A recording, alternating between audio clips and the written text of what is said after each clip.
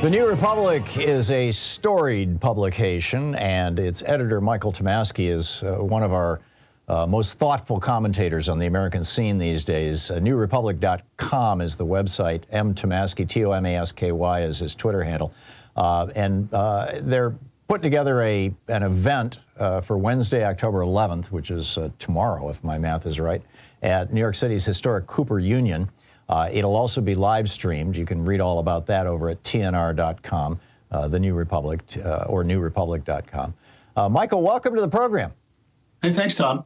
So, first of all, tell us about this event that you guys are putting on tomorrow. Yeah, the Stop Trump Summit, and it's an all-day event at, as you say, historic Cooper Union. It's going to run from about 9:30 till pretty close to 5 o'clock, I think, and we're going to have a bunch of, I think, a very high-profile and impressive list of people who are going to be, some of them speaking, most of them on panels, talking about different aspects of this crisis and what we do about it and how we stop Trump. Mary Trump will be there. Jamie Raskin will be there. Randy Weingarten, Stuart Stevens, and George Conway, and other legal scholars and experts, and just a whole host of people who have a lot of insight into both Trump himself, Tony Schwartz, the co-author of Art of the Deal, who has since, renounced that act. A lot of people have insight into Trump himself and into our current political situation, talking about, how we stop this man and prevent him from getting back to the White House.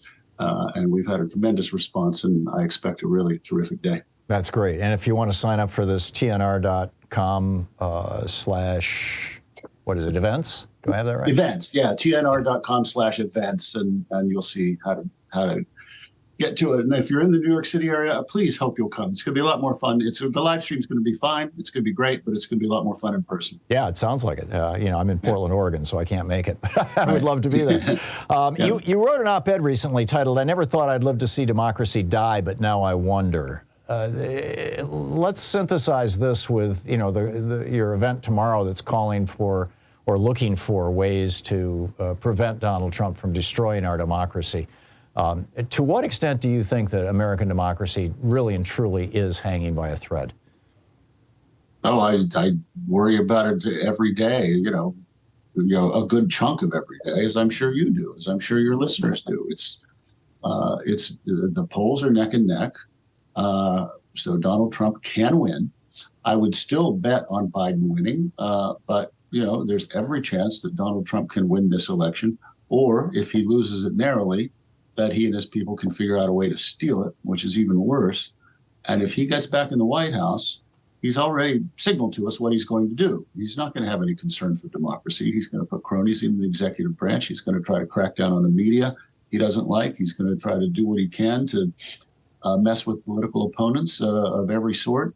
Richard Nixon had an enemies list, Tom, of what, 50-something people? Mm-hmm. Donald Trump's going to have an enemies list of 50,000 people or more, and he's going to act on it. And, we're going to get to the point where I'm very seriously concerned about, whether there even is a presidential election in 2028. Yeah. And he's also, speaking of 50,000, he's also said that the civil service, which I believe Grover Cleveland put into effect in 1888, right, if I'm remembering right, in response to the corruption of, the bureaucracy, the federal executive branch bureaucracy, it had become so corrupt because these jobs had become political favors, and basically people would bribe the president to give them a job. That they created the civil service, and it's stood for 140 years now. And Trump has said that he wants to basically destroy that. He wants to eliminate the 50,000 people who are in the senior management positions within the civil service and turn them into jobs at the discretion of the president. This is turning America into Hungary, is it not? Explicitly so. Yes, absolutely. There's an election in Poland next Sunday. The Law and Justice Party, which is sort of an Orban-light equivalent, is seeking an unprecedented third term. If they win, Poland's going to go down that road. And then if Trump wins, certainly the United States is going to go down that road. And I'm sure your listeners know what Orban has done. It hasn't been like Germany in the 1930s. It's more subtle than that. He's used the law. He's used tools within the law and norms within democracy itself to suffocate democracy and to subvert the law. That's what he's managed to do. So he's handed media properties over to his cronies, for example.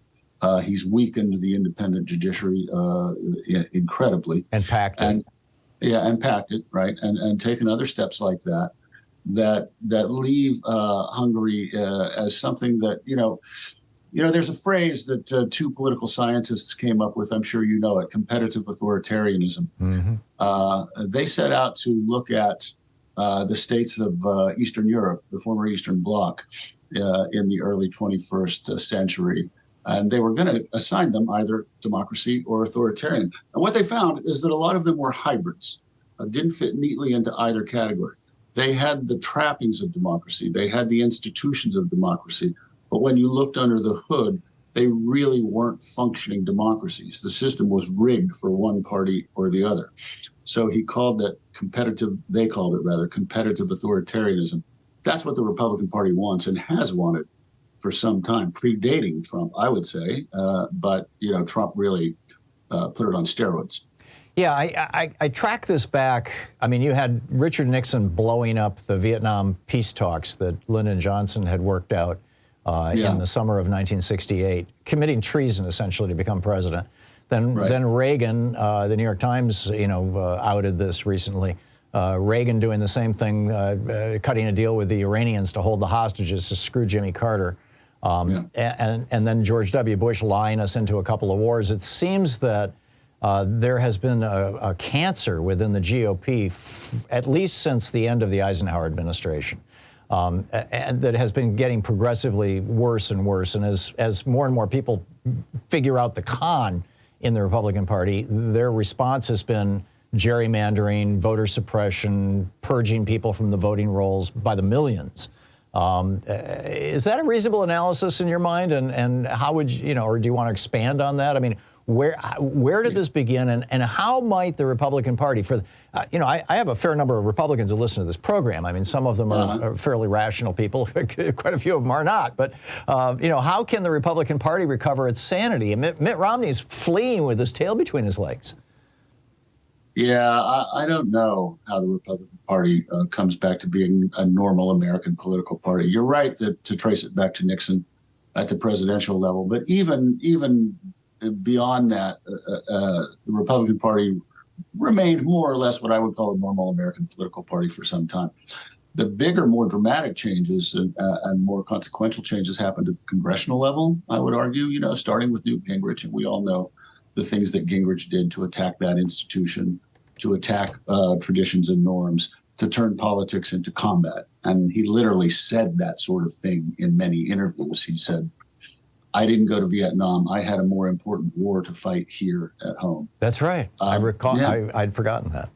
Yeah. So, and then Tom DeLay was kind of forgotten now, but you and I remember. And he pursued that kind of partisan warfare. And coming alongside that, the right-wing media, which, started growing up in the 1980s and 90s. Fox News Channel started in 1996.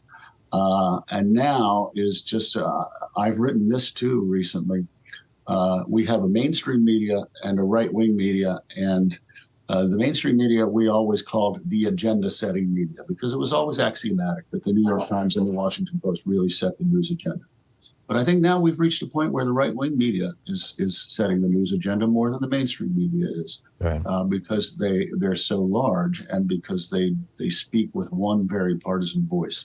So those are elements that I would add to your formulation. Yeah, and they're very well funded. I mean, Kevin Rudd, the former Prime Minister of Australia, wrote a piece a few years back for the Sydney Morning Herald, kind of the New York Times of Australia, titled "Rupert Murdoch is the cancer at the heart of Australian democracy."